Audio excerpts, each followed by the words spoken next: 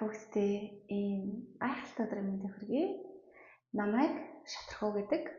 Би зохиолч, ментор, бас Европ сертификаттай хүний биеийг, энергийн биеийг ангаарч хүн байгаа. За би өнөөдөр Варшавт ирсэн байгаа. Бид хоногоор. Тэгээд яг цанхаар харагдаж байгаа үйл эрхэг бороотой сэрүүхэн байна. Ялангуяа одоо нарлаг далайхан Спан улсаас ийм том хот руу одоо бууж ирэхэд бол цаг агаар шал өөр байж байгаа. Тэгээд та нар манаас анзаарч харах юм бол онгоцоор нисэж том хотуудын дээгүүр ер нь хүн ам ихээр суурьшсан газруудаар эсхээр ерөөхдөө бол маш их үйлдэл зузаан хар үйлдэл ингээд доор юу байгаа нь харагддаггүй. Тэгэхдээ сонирхолтой хүн амьдардаггүй одоо байгальтай газрууд тийм ээ уул ус та газруудаар явхлаар тэнд ямар ч үйл байдаггүй цэлмэг тэнгэртэй шахав гэждэг. Тэгээл яг ингээд том хотууд өрхөөд эренгүүт ингээд доор байгаа нь юу ч харагдахгүй маш хар зузаан цоолол гарсан байгаа маш сонирхолтой. Хүмүүс амьдраад байгаа газар болохоор ингээд нар гарч өгдөгөө зузаан хар үйлүүдтэй байгаа гэдэг. Хүн амьдрдаггүй хоосон газраар болохоор үйл байдаггүй. Тэгээд мэдээж хэрэг одоо ингээд том хотууд болол хүн амаар маш ихээр суурьсан газрууд болол ерөнхийдөө нар үзгээ болсон байгаа. Тэ? Их үйл эрхэг, сэрүүхэн, бороотой, нэг саарлуу, бүрийнхэн л юм байж байгаа тийм ээ. Тэгээд мэдээж хэрэг энэ чинь бол нарыг нь хагаад байгаа технологи байгаа тийм ээ. Хүн төрлөختөнд ч одоо нар гэдэг зүйл маш хүчрэх штэ тийм ээ.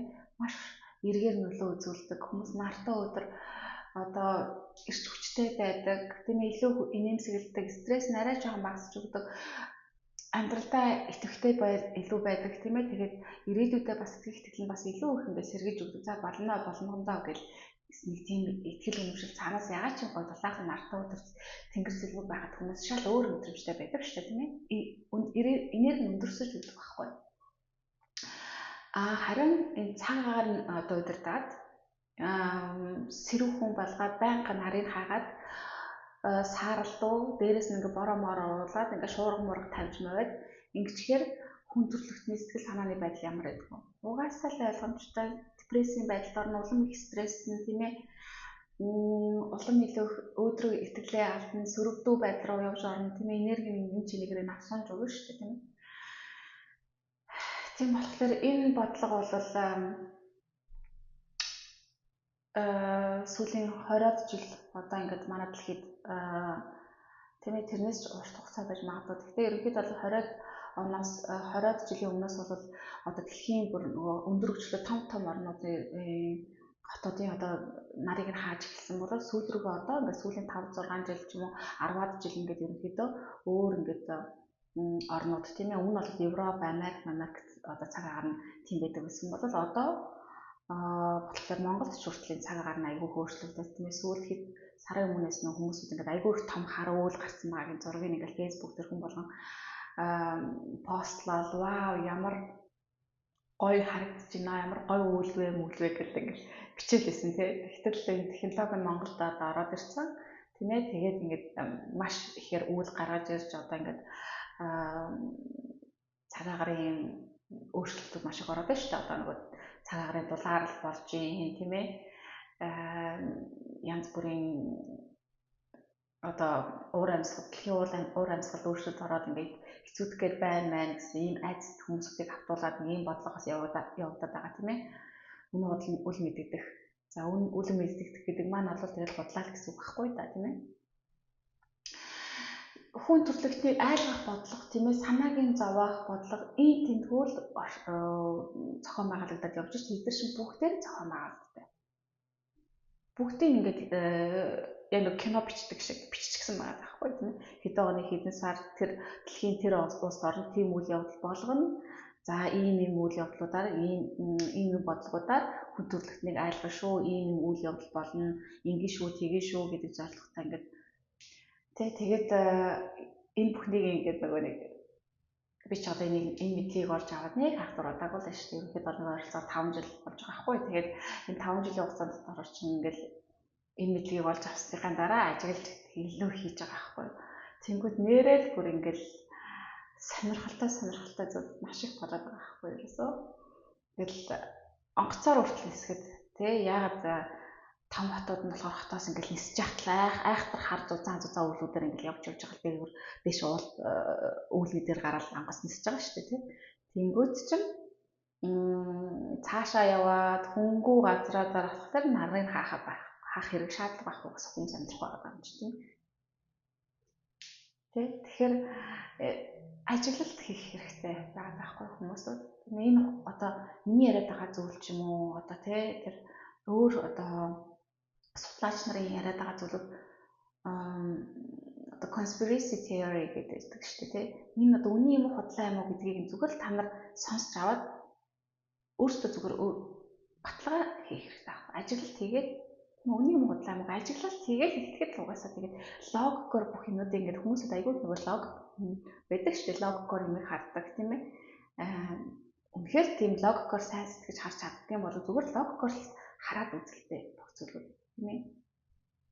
Ажиглаад хийгээд үз тэнгууд чинь л үнэхээр л өөрсдийнхөө баталгаануудыг болоод авна.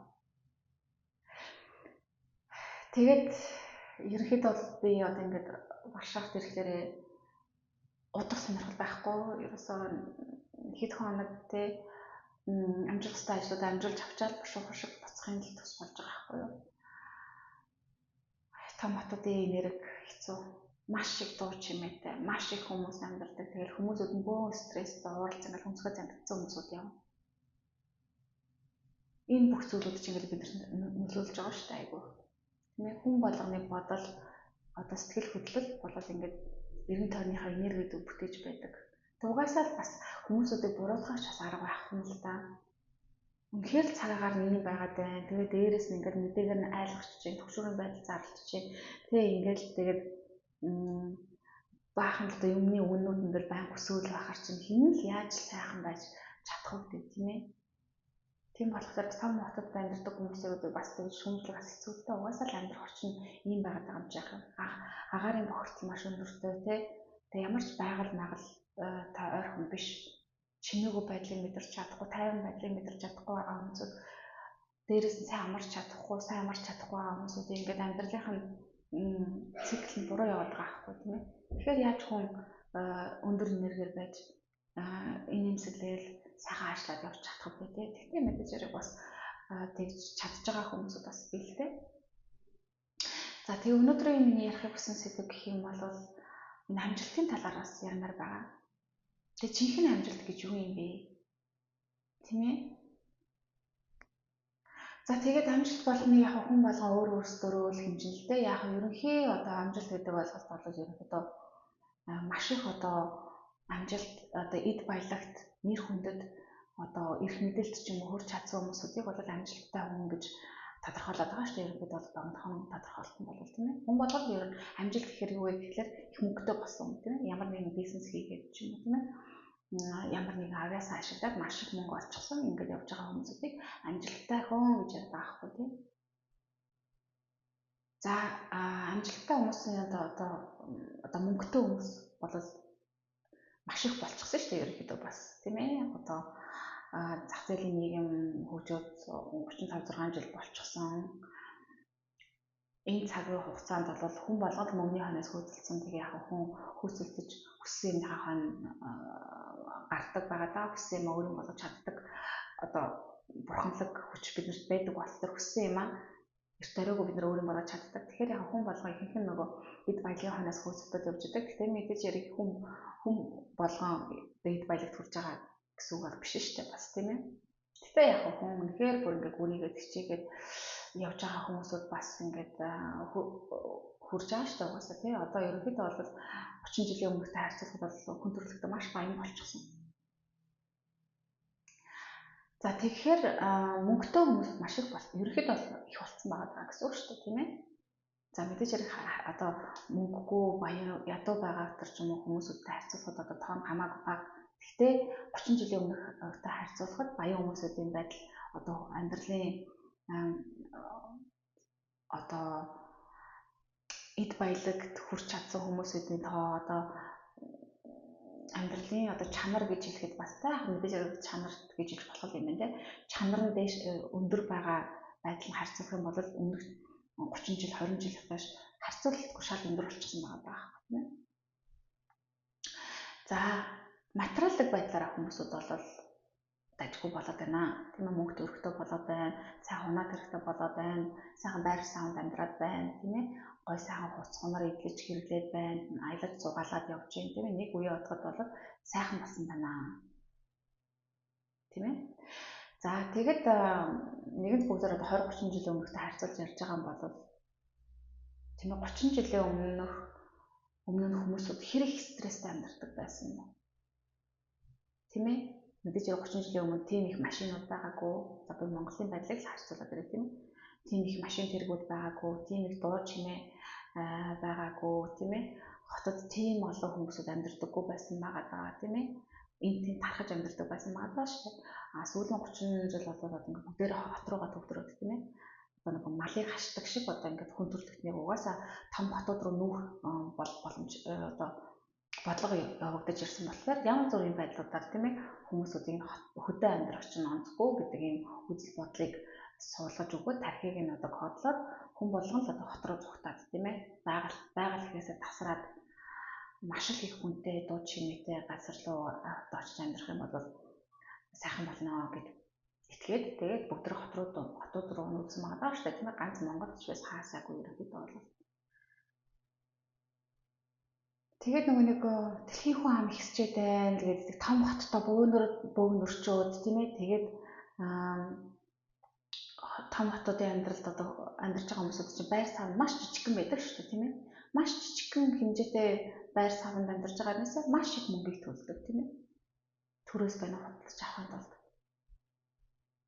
тэгээ ингээл би нөгөө онгоцоор нисэж байгаа үедээ ингээл хардаг байхгүй дээрээс харан бодчихоо маш жижигхэн газар маш их олон хүмүүсүүд бөөгнөрүүлж гисэн. Тэгтэл цаана маш олон их газар ямар ч хөнгөө байгаад байгаа байхгүй.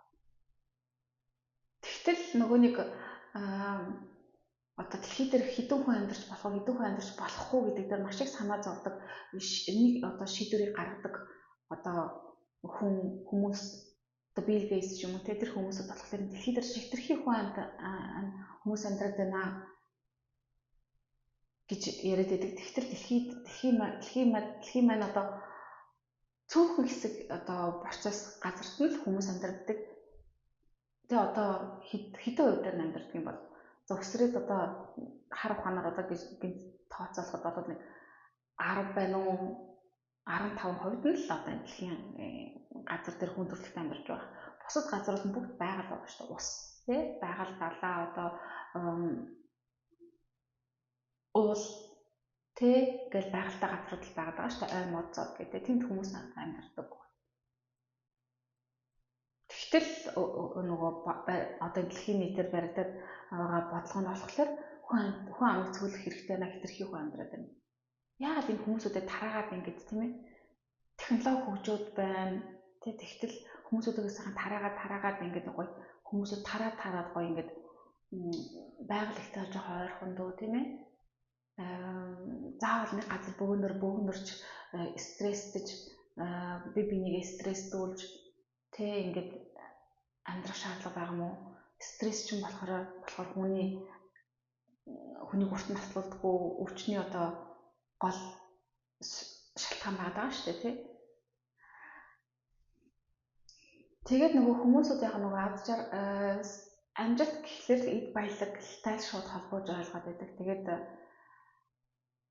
би ч гэсэн бас хэдэн жилийн өмнө тэгж боддог байсан. Одоо амжилт гэхээр л угаасаа нөгөө одоо Forbes ч юм уу одоо юу гэдэг нэг үнэтэй нэг том алдартай сэтгүүл вебсайтууд нь уншихаар л одоо тэр хүн тэдэн 100 саяар биллион триллионоор нь одоо тийм компаниудыг байгуулсан байна. ингээл ингээл нөгөө нэг үзүүлэл харуулад байдаг болохоор ч хүн болгон л одоо их л мөнгөтэй хүмүүсүүдийг л одоо амжилттай гэж хараад байдаг. А өөрсдийг болохоор өө би одоо миллионерч биш юм чи одоо тийм саятанч биш юм чи одоо намайг би юуных амжилттай хүн гэж өөрийгөө үзэх юм. Гэхдээ ихэнх хүмүүсүүд нөгөө одоо миллионер болж чадахгүй шүү дээ, тийм ээ. Тэгээ яг хүрч чадаагүй хүмүүс нь болохоор өөрсдөө амжилтгүй гэж үздэг. Тэгээд тэр чинээгээр өөрийгөө үнэлдэггүй, ад жаргалыг мэдэрдэггүй, өөрийнхөө амьдралынхаа өдөр хоногуудыг үнэлдэггүй, талархдаггүй тийм ийм доод энергиээр амьдраад байгаа байхгүй тийм ээ. Тэгтэл жинхэнэ амжилтыг болвол одоо миний хувьд бол амжилтыг тухайн хүн маань хэр их ад жаргалтай байгаагаар хэмжих гээд байгаа байхгүй. Хэр эрүүл байгаад байгаа, хэр их сэтгэлийн амар амгалантай байдлыг мэдэрч чадаад байгаа, хэр их шүн тайван унтаж амарч чаддгийг тийм ээ. Амьдралдаа болоод өөртөө хэр их сэтгэл хангалуун байдгийг. Тэгээ дээрээс нь үнэхээр ад жаргалтай байж чадчихна уугүй юу? Энэнгээр л хэмжмээр юм шиг надад санагдаад байдаг байхгүй. Тэгтэл мөнгөний хаяанаас хөөцөлдсөн хүмүүсүүд маань одоо ингээл нөгөө том хотуудаар явж байгаа. За тэгээ угаасаа өөрийнхөө амьдарч байгаа одоо газар ч гэсэн явж байгаа. За тэнд бас харцангуй гайгүй л те харцангуй бас нөгөө ида баялагт хүрчихсэн.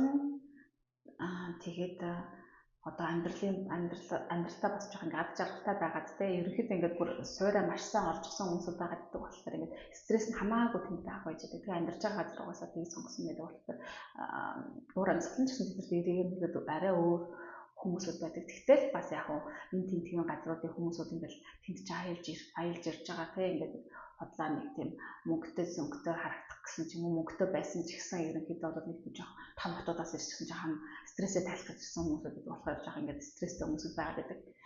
Тэгтээ яг энэ нөгөө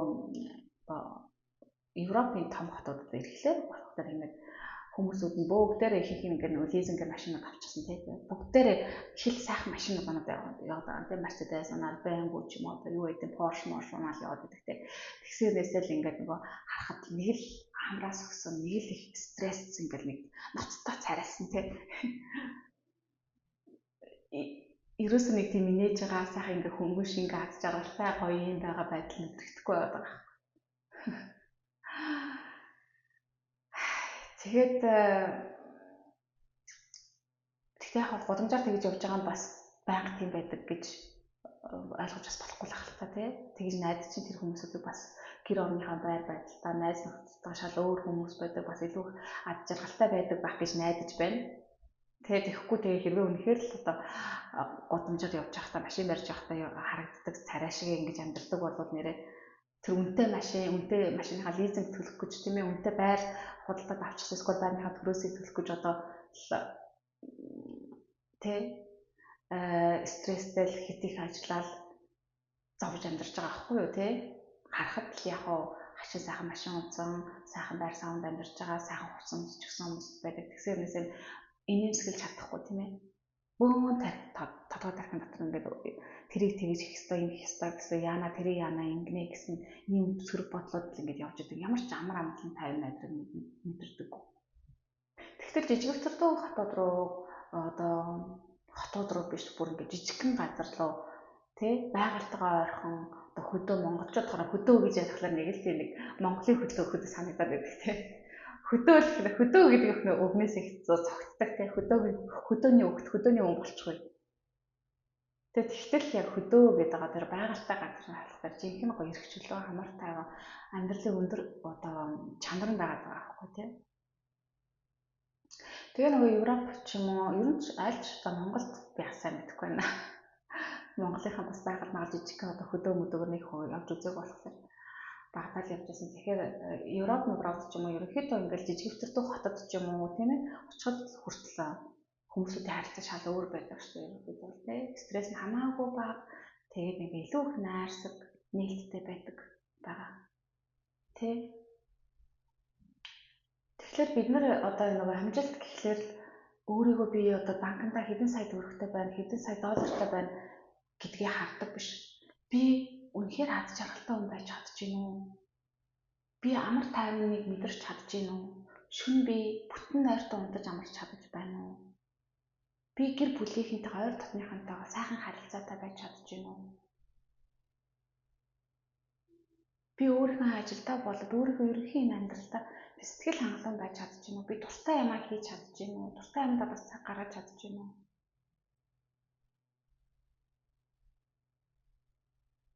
Энэ зүйлүүдээ л бас мэдээ зүйлүүдээр өгнө бас дүгнэлт хийх хэрэгтэй байгаа. Мэдээж би мөнгөний ханаас битээ юусоо хөөцөл гэж хэлээгүй мөн. Энэ 3/1-ийг бид нар амьдарч байгаа юм чинь мөнгө угаасаа хэрэгтэй. Мөнгөгүй бол ингээл тий угаасаа болохгүй нь ойлгомжтой шүү дээ. Тэгэхдээ хамаг анхаарал ирж хүчээ мөнгөний хойноос тий эд баялаг эрх мэдэл олны танил болохын төлөө ингээд хамаг ирж хүч цагаа бити бүгдийг өгч усаа. Тийм ээ. Болж өгөх юм бол уг нь хүн дуртай зүйлээ ажиллаа хийгээд уг нь тий ядаж айхтар дурлаж хийдгүү маа ядаж ажиллаа үзүүн яддаггүй байвал уг нь тий ихэнх хүмүүсд ажиллаа үзэн яддаг дурггүй ёо яа надаа маргааш ахиж өглөө нөгөө нэг юмдаа явах шаардлагатай болчлоо ажиллаа явах хэрэгтэй гэж шаналдаг тийм ээ. Ажлынхаа хүмүүсүүд нь таалагддаггүй тэд нартаа хил амаа олддоггүй. Бөө эн чинь айгүй их дарамт штэ тий хүн чинь 8 цаг одоо өдөр болгон ажил хийнэ гэхэр чинь тийм ээ 8 цагийг өдөр болгон дургуй хүмүүсүүд тэгээд дургуй ажиллаа хийж өнгөрөөж ийм аз жаргалгүй зовлон донд стрессэж амьдрна гэдэг тийм ээ. Тийм болохоор хүн энэ бүгдээ дүгнэлт хийгээд яаж би эхлээд дуртай юмаа мэдэж авах хэрэгтэй байна хүн мэдэхгүй байх юм бол тийм ээ мэдэж аваад дуртай хобби одоо авьяас чадвараа би яаж одоо ашиглаад мөнгөтэй өрхтөө болж болохоор байна тийм ээ илүү их одоо бас гоё юм аз жаргал үн цэнтэй утга учиртай чанартай амьдралын ханаас л одоо хүмүүсүүд хөөцөлдөөд тий явах юм бол чихэн амжилттай хүмүүсүүд болох гэдэг аахгүй юу? Амжилттай хүмүүсүүд бол зөндөө байгаа шүү дээ ерөнхийдөө бол. Хичнээн саятан биш ч гэсэн тийм ээ дуртай ажиллаа хийгээ явж байдаг тэр олж байгаа орлого нь амьдралд нь хүрчдэг. Тэгээ сайхан гэр бүлтэй, сайхан найз нөхдүүдтэй, өөрийн гэсэн хоббитой, байгальтайгаа ойрхон гараад амьдарчдаг, учирчдаг тийм ээ амралтын өдрүүдээрээ бас салхилчдаг. Энд чинь амжилттай амьдрал шүү дээ. Тэгэхээр тэр хүмүүсүүдээс та амжилттай таны хувьд амжилт гэж юу вэ? Та амжилттай өмнө үү хүмүүс юм. Би ч одоо саятан биш болохоор одоо өөрийгөө амжилттай хүн гэж хэлж бас болохгүй юм да. Би ч одоо хэдэн зуун сая долларын үнэлсэн компани байгуулаг болохоос намайг амжилттай хүн гэж бас хэлж болохгүй дээ л гэж гисэн бодол ерөнхийдөө хүмүүсийн дотор толгой дотор явж байгаа шүү. Тэгэхээр сайхан гэр бүлтэй байж идэг, тийм ээ сайхан хантай хөөрхөн хүүхдүүдтэй тий дуртай ажиллаа хийж идэг, уран бүтээлч хүн байж болно.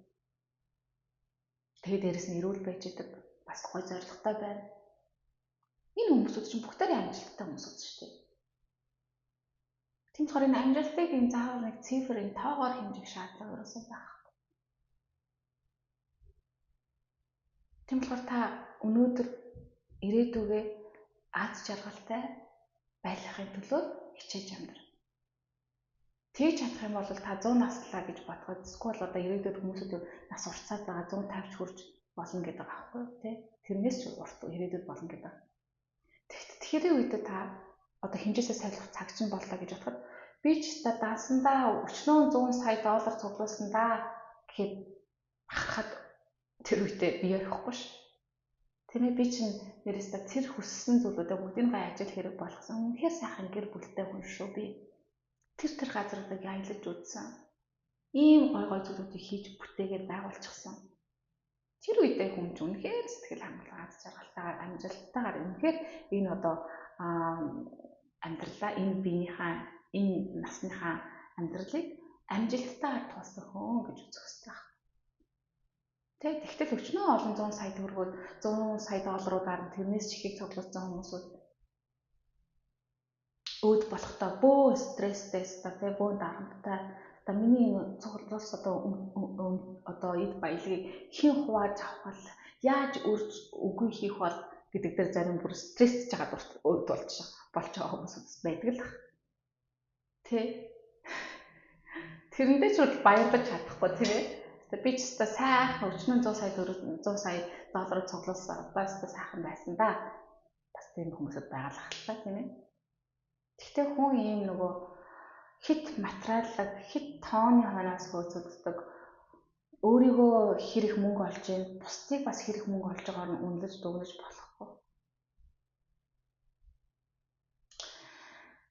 За, энэ бичлэг маань бас хэрэгтэй хүмүүстэй хэрэг болж байгаа гэж найдаж байна. Тэгээд удахгүй 9 сарын 17-нд миний зохион байгуулж явуулдаг бид бол бурханлаг оршихуй гэдэг сургалт маань эхлэх гэж байгаа. Монголын цагаар 20 цагт сургалт маань бичигдэж явагдах болохоор бас энэ цагтаа амжихгүй хүмүүсд маань сүүлд нөхөж үзэх боломжтой болохоор цонх хүсэлтэй хүмүүсд байх юм бол суугаарай. Бас бяцлагтай холбогдож өгсөн болохоор бас сүүлийн 10 минут бүгдээр гоё бөөнөрөө сууж байгаа тайвширж агаад тийм ээ. Өөрсдөө энерги гоё цэвэрлэж, энергийг зэгцэлж, дээшлүүлж, бодлоо тайвшруулж, одоо сэтгэл хөдлөлөө бас тайвшруулж сурах маш олон олон талын мэдлэгүүдийг цуглуулж авсан гой сургалт болгож байгаа юм харсахыг хүсэж байгаа юм та нараа урьж байна. 9 сарыг дуустал бүх сессианууд, энергийн оншилгоо, ангаалтууд маань 100,000 төгрөгөөр хямдраад 450,000 төгрөг болчихсон байна. Тэгээд энд орохыг хүсэж байгаа хүмүүсүүдтэй бас бүгдийг урьж байна. Над руу бичээд цагаа аваарай. Тэгээд сувгийг маань subscribe хийгээрэй. Миний одоо хийж зохион байгуулж явуулдаг энэ бичлэгүүд маань бичлэгүүд маань, сургалтууд маань, сессианууд маань миний хийж зохион байгуулж явуулдаг бүх ажлууд маань ерөөдөө та нар үнэлж байгаа бол бас дэмжихийг хүсэх юм бол тийм ээ бас сувгийг маань дэмжихийг хүсэх юм бол миний channel руу миний данс руу мөнгө шилжүүлж хэдэн ч төгрөгөөр шилжүүлж өгч бас дэмжиж болно шүү. Тэгээ гоё өнгөтэй мессеж юм уу комментод бичиж явуулаарай. Тэгээд шеэр хийж цааш нь бусадтай хуваалцаарай. Тэгээд удахгүй дараагийн хамтлагаар уулзъя. Түр баяртай.